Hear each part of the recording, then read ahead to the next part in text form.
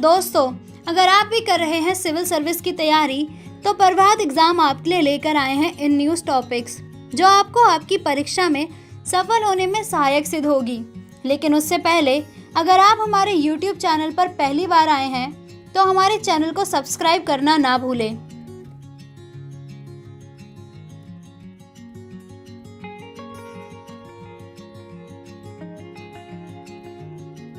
तो चलिए स्टार्ट करते हैं आज का इन न्यूज़ टॉपिक। क्या है सतही पारिस्थितिकीवाद और गहन पारिस्थितिकीवाद? जाने अंतर व इससे जुड़ी समस्याएं। जलवायु परिवर्तन के हालिया प्रभावों, ग्रीष्म लहरों, सूखा आदि ने पर्यावरण दर्शन के प्राकृतिक और मनुष्यों के बीच संबंधों को फिर से स्पष्ट करने वाले दो पहलुओं सतही पारिस्थितिकीवाद और गहन पारिस्थितिकीवाद पर ध्यान केंद्रित किया है। 1970 के दशक में नॉर्वेजियन दार्शनिक आर्ने नेज द्वारा पर्यावरणीय क्षरण के समाधान हेतु अपने परिवेश में जारी प्रदूषण और संरक्षण आंदोलनों से परे देखने का प्रयास करने पर इन दोनों अवधारणाओं ने जन्म लिया था। मानव को पर्यावरण संकट के केंद्र में रखते हुए आर्ने नेस ने पारिस्थितिकीवाद की दो अवधारणाओं के बीच के अंतर को रेखांकित किया था। क्या है सतही पारिस्थितिकीवाद? सतही पारिस्थितिकीवाद को दुर्बल पारिस्थितिकीवाद के रूप में भी जाना जाता है। प्रदूषण और संसाधनों की कमी के खिलाफ शक्तिशाली और फैशनेबल लड़ाई सतही पारिस्थितिकीवाद या सतही पर्यावरणवाद होता है। इस दर्शन के प्रतिपादक पर्यावरण को होने वाले नुकसान को कम करने के उद्देश्य से विशिष्ट बदलाव के साथ हमारी वर्तमान जीवन शैली को जारी रखने में विश्वास करते हैं। उदाहरण के तौर पर इस दर्शन के अनुसार कम प्रदूषण करने वाले वाहनों अथवा क्लोरोफ्लोरोकार्बन नहीं छोड़ने वाले एयर कंडीशनरों का उपयोग किया जा सकता है। क्या है गहन पारिस्थितिकीवाद? गहन पारिस्थितिकीवाद का मानना है कि मनुष्य को प्रकृति के साथ अपने संबंधों को जड़ मूल से बदल देना चाहिए। इसके तहत हमारी जीवन शैली में बड़े पैमाने पर परिवर्तन करके प्रकृति को बनाए रखने पर जोर दिया जाता है।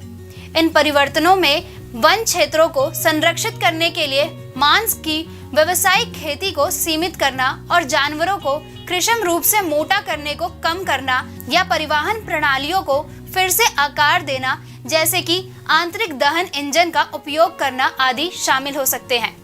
किन विषयों पर जोर देता है गहन पारिस्थितिकीवाद? सशक्त नीति निर्माण और इनका कार्यान्वयन। नीति निर्माण के लिए पारिस्थितिकी रूप से जिम्मेदार तकनीकी कौशल के पुनर्निवास तथा आविष्कारों के लिए नई दिशा निर्देशों के माध्यम से सहायता प्रदान की जानी चाहिए। योग्यतम की उत्तरजीविता सिद्धांत का पुनर्मूल्यांकन किया जाए। योग्यतम की उत्तरजीविता को प्रकृति का शोषण करने या उस पर हावी होने की बजाय प्रकृति के साथ सहयोग करने और सह अस्तित्व की मानवीय क्षमता के माध्यम से समझा जाना चाहिए। इस प्रकार गहन पारिस्थितिकीवाद आप या मैं दृष्टिकोण की बजाय जियो और जीनो दो के दृष्टिकोण को प्राथमिकता देता है। सतही पारिस्थितिकीवाद से जुड़ी समस्याएं कौन सी हैं? गहन पारिस्थितिकीवाद के समर्थक सतही पारिस्थितिकीवाद में मनुष्यों के जीवन के अन्य रूपों जैसे कि जीव, जंतु, पक्षी आदि से अधिक प्राथमिकता दिए जाने तथा आधुनिक समाजों में पर्यावरण के लिए विनाशकारी जीवन शैली को संरक्षित करने के तरीकों को खारिज करते हैं। गहन पारिस्थितिकीवाद का मानना है कि इस तरह की जीवन शैली को जारी रखने से सतही पारिस्थितिकीवाद विभिन्न देशों के बीच असमानताओं में और अधिक वृद्धि करता है। उदाहरण के लिए दुनिया की आबादी का केवल 5% होने के बावजूद संयुक्त राज्य अमेरिका दुनिया की 17% ऊर्जा खपत के लिए जिम्मेदार है और चीन के बाद विद्युत का दूसरा सबसे बड़ा उपभोक्ता है।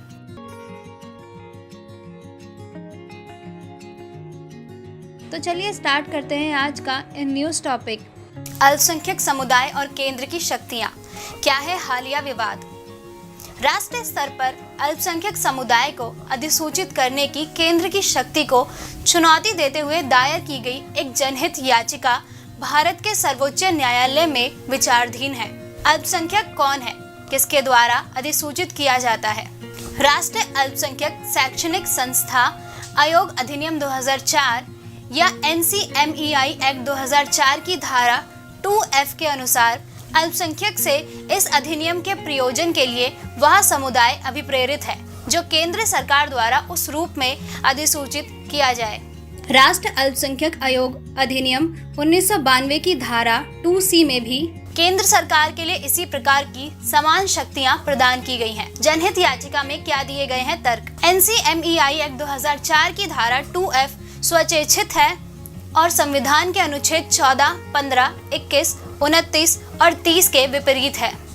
जनहित याचिका में अपने तर्क के समर्थन में सुप्रीम कोर्ट के फैसले का हवाला दिया गया है। वर्ष 2002 के TMA पाई फाउंडेशन नामक कर्नाटक राज्य मामले में सुप्रीम कोर्ट ने कहा था, अल्पसंख्यक निर्धारित करने के उद्देश्य से इसके लिए इकाई राज्य होंगे, न कि संपूर्ण भारत। क्या है वर्तमान विवाद? अल्पसंख्यकों का निर्धारण करने संबंधी केंद्र की शक्ति ने एक विषम स्थिति पैदा कर दी है, जिसमें केंद्र द्वारा अल्पसंख्यक घोषित किए गए समुदायों को उन राज्यों या केंद्र शासित प्रदेशों में भी अल्पसंख्यक दर्जे का लाभ मिलता है जहां वे बहुमत में हैं।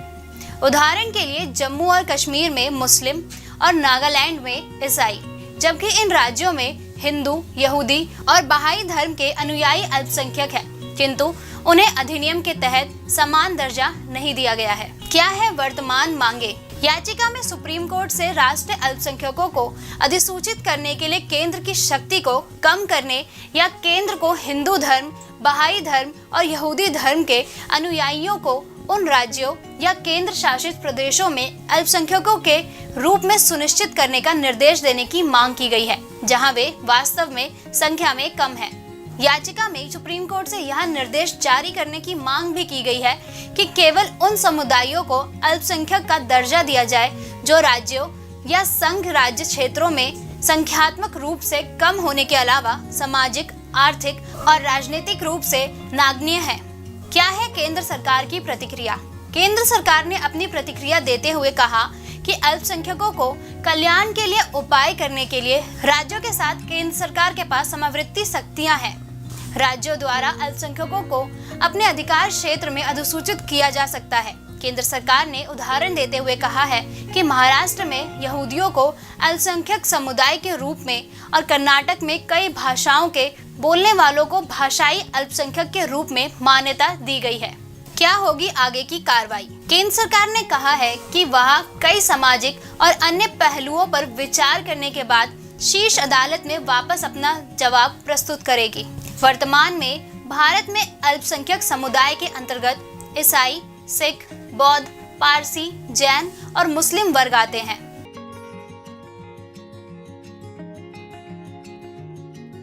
तो चलिए स्टार्ट करते हैं आज का in news topic. Chief of defence staff. सरकार द्वारा सिस्टम में ओवरलैप को ठीक करने और प्रक्रिया को सुव्यवस्थित करने के लिए चीफ ऑफ डिफेंस स्टाफ और सैन्य मामलों के विभाग की अवधारणा का पुनर्मूल्यांकन किया जा रहा है, जिसकी वजह से नए CDS की नियुक्ति में देरी हो रही है। क्या है मामले की पृष्ठभूमि? दिसंबर 2019 में सरकार द्वारा चीफ ऑफ डिफेंस स्टाफ के पद के सृजन को मंजूरी दी गई थी। चीफ ऑफ डिफेंस स्टाफ रक्षा मंत्री के प्रधान सैन्य सलाहकार और चीफ ऑफ स्टाफ कमेटी के स्थायी अध्यक्ष के रूप में कार्य करेगा। इसके अलावा सैन्य मामलों के विभाग को रक्षा मंत्रालय में 5वें विभाग के रूप में गठित किया गया था। इसके सचिव चीफ ऑफ डिफेंस स्टाफ होंगे। क्या है संबंधित प्रकरण? अब तक रक्षा सचिव के अध्यक्षता वाले DMA और रक्षा विभाग के बीच कार्य वितरण को लेकर पुराने मुद्दे जारी हैं। दोनों पक्षों द्वारा स्वीकृति और मानकीकृत समन्वय तंत्र नहीं है।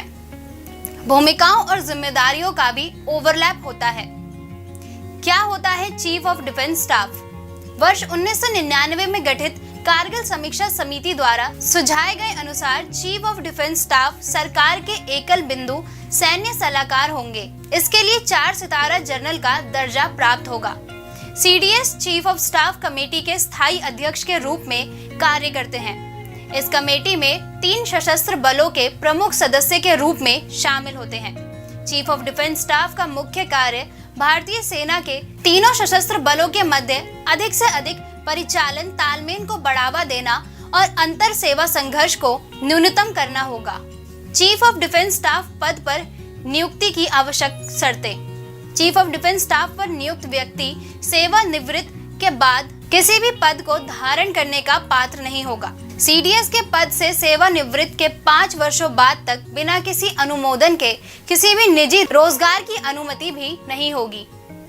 चीफ ऑफ डिफेंस स्टाफ की भूमिकाएं और कार्य। सीडीएस सरकार को सिंगल पॉइंट सैन्य सलाह प्रदान करेगा तथा सशस्त्र बलों के मध्य योजना बनाने, खरीद करने और रसद के संबंध में तालमेल स्थापित करेगा। यह थिएटर कमांड के गठन के माध्यम से स्थल, वायु, समुद्र कार्यवाहियों का समेकन सुनिश्चित करेगा।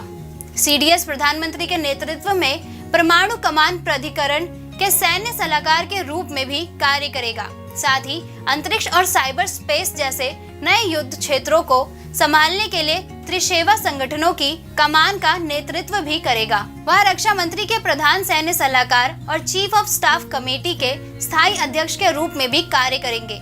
सीडीएस रक्षा अधिग्रह परिषद और रक्षा योजना समिति के सदस्य भी होंगे।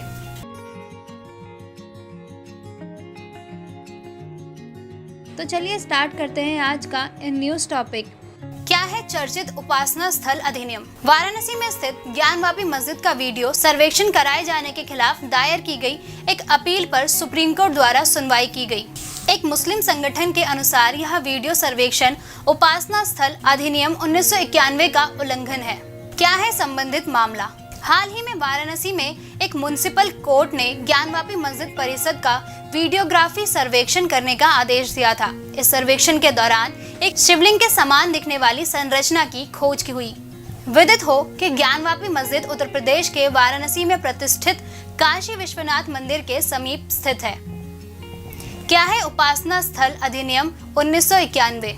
अधिनियम में यह घोषणा की गई है कि किसी भी उपासना स्थल का धार्मिक स्वरूप वैसा ही रहेगा जैसे 15 अगस्त 1947 को था। इसमें कहा गया है कि कोई भी व्यक्ति किसी भी धार्मिक संप्रदाय के उपासना स्थल को अलग संप्रदाय या वर्ग में नहीं बदलेगा। इस कानून के अनुसार 15 अगस्त 1947 को विद्यमान किसी उपासना स्थल के धार्मिक रूप के परिवर्तन के संदर्भ में किसी न्यायालय, अधिकरण या अन्य प्राधिकारी के समक्ष लंबित कोई वाद, अपील या अन्य कार्यवाही इस अधिनियम के प्रारंभ पर उपशमित हो जाएगी और इस पर आगे कानूनी कार्रवाई नहीं की जा सकती है। अधिनियम के अपवाद। अधिनियम के प्रावधान निम्नलिखित संदर्भों में लागू नहीं होंगे। उक्त उपधाराओं में निर्दिष्ट कोई उपासना स्थल जो प्राचीन संस्मारक तथा पुरातत्वीय स्थल और अवशेष अधिनियम 1958 के अंतर्गत आने वाला कोई भी प्राचीन और ऐतिहासिक संस्मारक या कोई पुरातत्वीय स्थल या अवशेष है। इस अधिनियम के प्रारंभ के पूर्व किसी न्यायालय, अधिकरण या अन्य प्राधिकारी द्वारा उपयुक्त मामले से संबंधित कोई वाद, अपील या अन्य कार्यवाही जिसका अंतिम रूप से विनिश्चय, परिनिर्धारण या निपटारा कर दिया गया है। इस अधिनियम की कोई बात उत्तर प्रदेश राज्य के अयोध्या में स्थित राम जन्मभूमि बाबरी मस्जिद के रूप में सामान्यतया ज्ञात स्थान या उपासना स्थल से संबंधित किसी वाद, अपील या अन्य कार्यवाही पर लागू नहीं होगी। इस अधिनियम के उपबंध किसी अन्य लागू कानून के ऊपर प्रभावी होंगे। क्या है कानून से संबंधित आलोचनाएं? इस कानून को इस आधार पर चुनौती दी गई है कि यह कानून न्यायिक संवीक्षा पर रोक लगाता है, जो कि संविधान का मूलभूत लक्षण है। इसके अलावा इस कानून में एक स्वैच्छिक, तर्कहीन, पूर्वव्यापी निर्दिष्ट तिथि निर्धारित की गई है और यह कानून हिंदुओं, जैनियों, बुद्धों और सिखों के धर्म के अधिकारों का संक्षेपण भी करता है।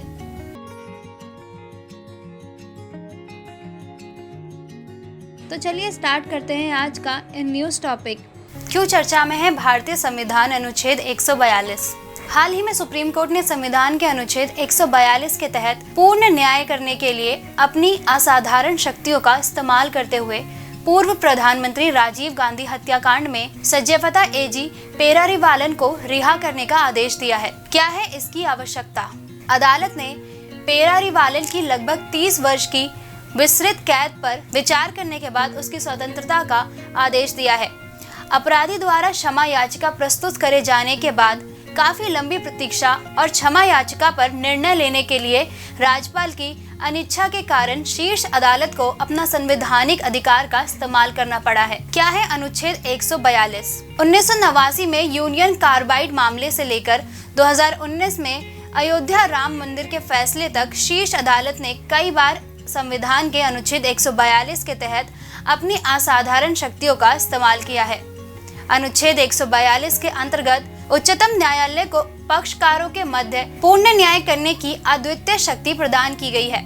अर्थात जब कभी स्थापित नियमों एवं कानूनों के तहत कोई समाधान नहीं निकाल पाता है तो ऐसे में अदालत मामले से संबंधित तथ्यों के मुताबिक विवाद पर अंतिम फैसला सुना सकती है। संविधान सभा द्वारा संविधान में अनुच्छेद 142 को शामिल करने की आवश्यकता क्यों महसूस की गई? संविधान सभा ने संविधान में इस तरह के एक अनुच्छेद को शामिल करने का महत्व पर जोर दिया। संविधान के रचनाकारों का मानना था कि यह प्रावधान आवश्यक उपचार प्रदान करने में कानूनी व्यवस्था की प्रतिकूल स्थिति के कारण पीड़ित होने के लिए मजबूर व्यक्तियों के लिए महत्वपूर्ण है। राष्ट्रपति एवं राज्यपाल की क्षमादान शक्तियों में अंतर। अदालत ने केंद्र के इस तर्क को खारिज कर दिया कि भारतीय दंड संहिता की धारा 302 हत्या की सजा के तहत किसी मामले में केवल राष्ट्रपति को क्षमादान देने की शक्ति है और इस प्रकार के मामले में राज्यपाल के पास क्षमादान की शक्ति नहीं है। चूंकि सरकार का यह तर्क अनुच्छेद 161 को प्रभावहीन घोषित कर देगा, जिसके परिणाम स्वरूप एक असाधारण स्थिति उत्पन्न हो जाएगी जिसमें 70 साल पहले की हत्या के मामले में राज्यपालों द्वारा दिए गए क्षमादान को अमान्य कर दिया जाएगा। दोस्तों, अगर आपको हमारा ये वीडियो पसंद आया हो तो इसे लाइक और शेयर करना ना भूलें। मिलते हैं एक अगली वीडियो में एक नए टॉपिक के साथ। देखते रहिए प्रभात एग्जाम। नमस्कार।